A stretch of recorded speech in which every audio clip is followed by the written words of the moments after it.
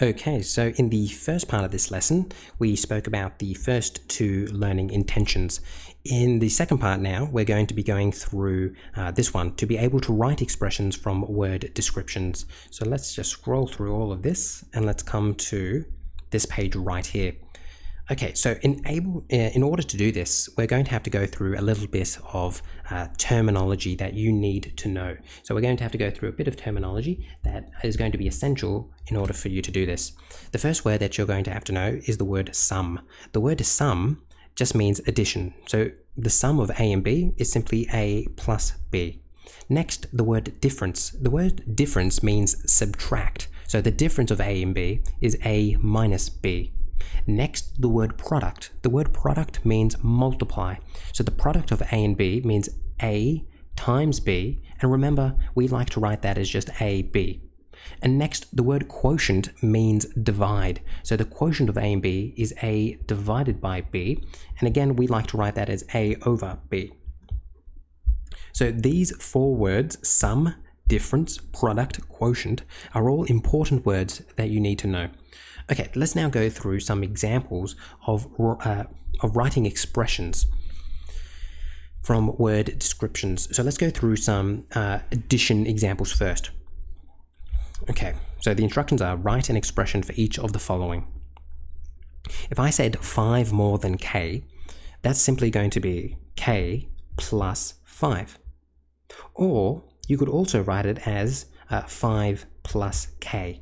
Because when you're doing addition, the order does not matter. And let me just give you an example of this. You don't need to write this down. But if I had 2 plus 5, that's equal to 7. And if I had 5 plus 2, that's also equal to 7. So the order doesn't matter. So that's very important. So I actually want you to write that down. For addition, the order does not matter. Okay, let's go through the next one. The sum of A and 2. We know that the word sum just means add. So it's going to be A plus 2. Or if you wanted to, you could write it as 2 plus A. Next, the sum of A and B. That's going to be A plus B or B plus A. Perfect. So that's how you turn word descriptions into expressions for addition examples there. Let's now go through some subtraction examples.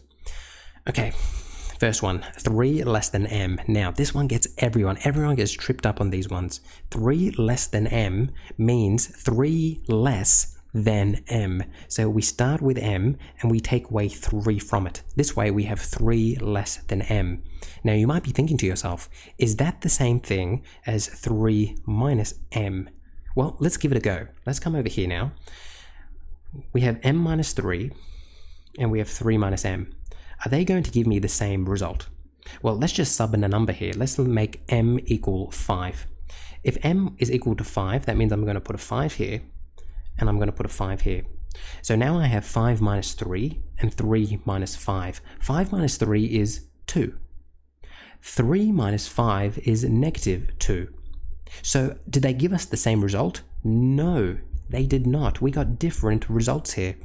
So that means this is not an answer to this. For subtraction, the order does matter. The order does matter. So in comparison, for addition, we could have written them like this, or we could have written them like this.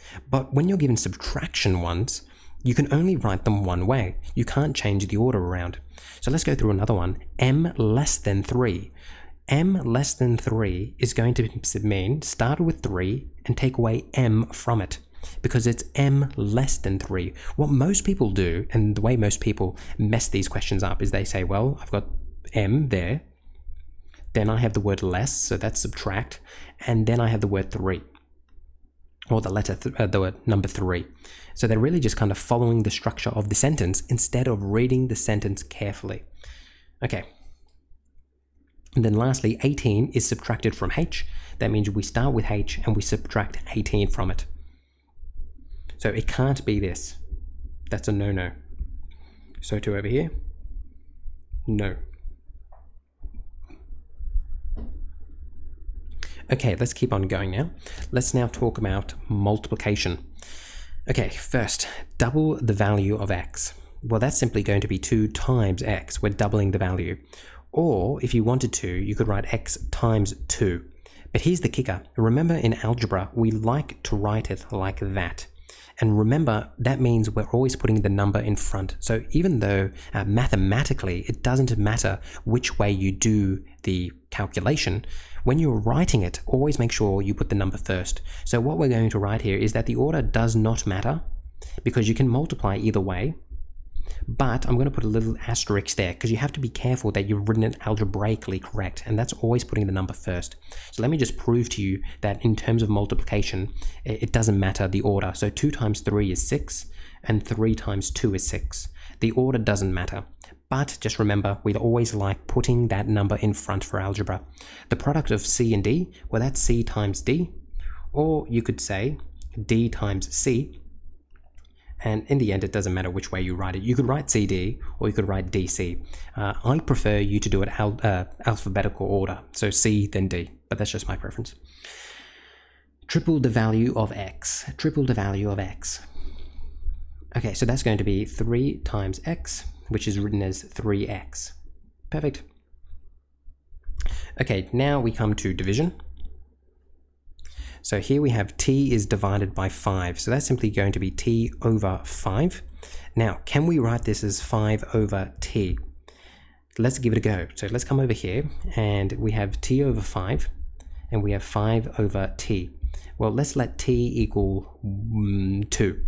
If t is equal to 2, that means I'm going to have a 2 here and I'm going to have a 2 here.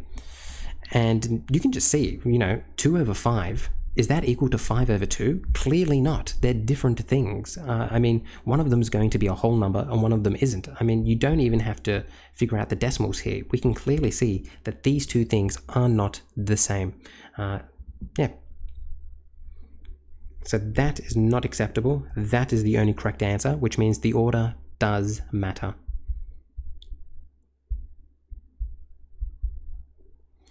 Half the value of z. Now this is where things get a little tricky.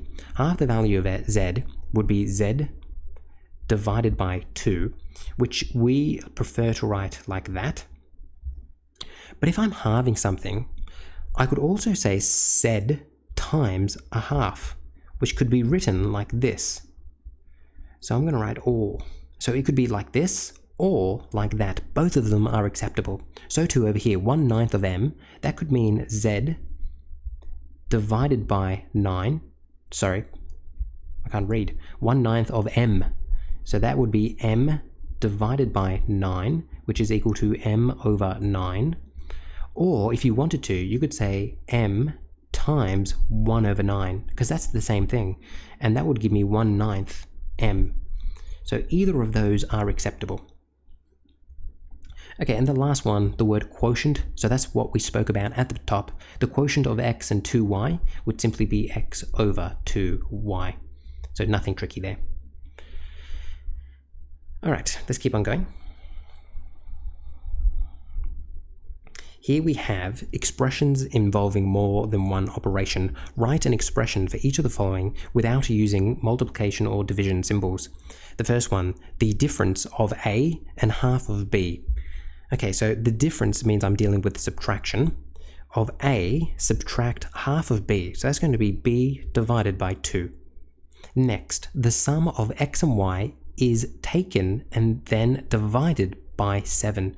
So first I'm going to do the sum of x and y. So that's x plus y.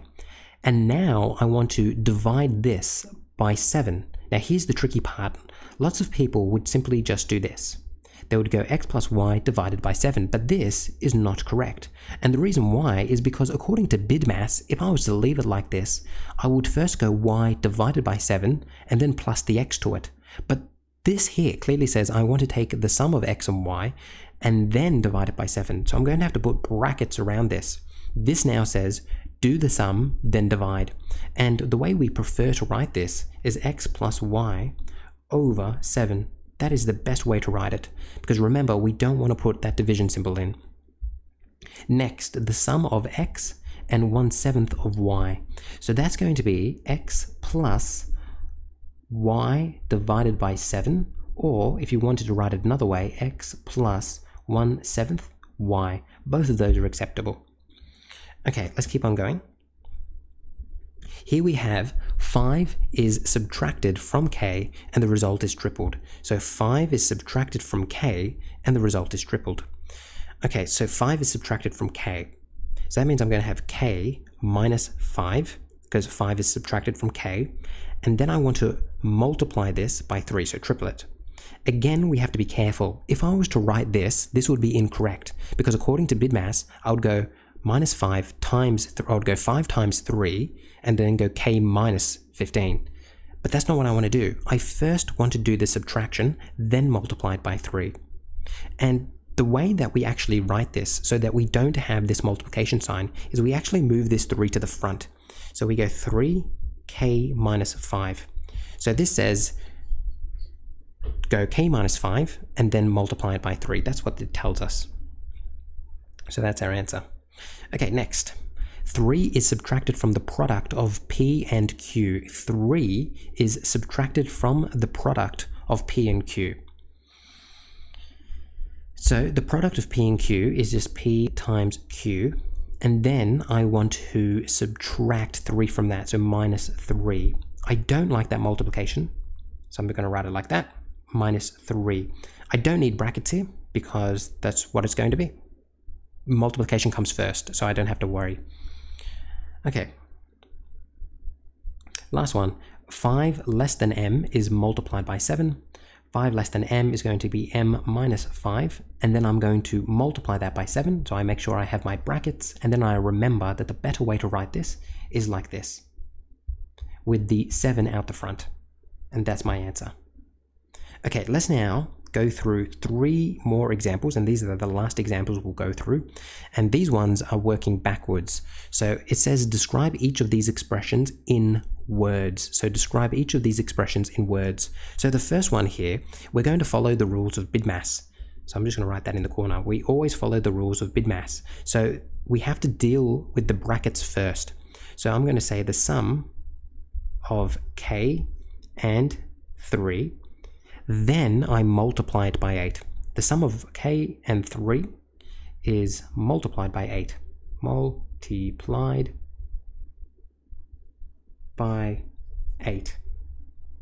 Next, again, think about BIDMAS. We're first going to do this subtraction and then divide it by 20. So I would say 8 less than k is divided by 20. Let's come to our next one. Here, I would want to first describe the product here. So I would say the product of x and y. Oh, actually, I take that back. The way I would write this, I would write, oh no, the product of x and y. Now how would I word this? It would be the product of x and y less than 4. Yeah, the product of x and y less than 4. Yeah, the product of x and y less than 4. It sounds wrong, but I'm saying take the product. Actually, I don't like how that's written. I would say take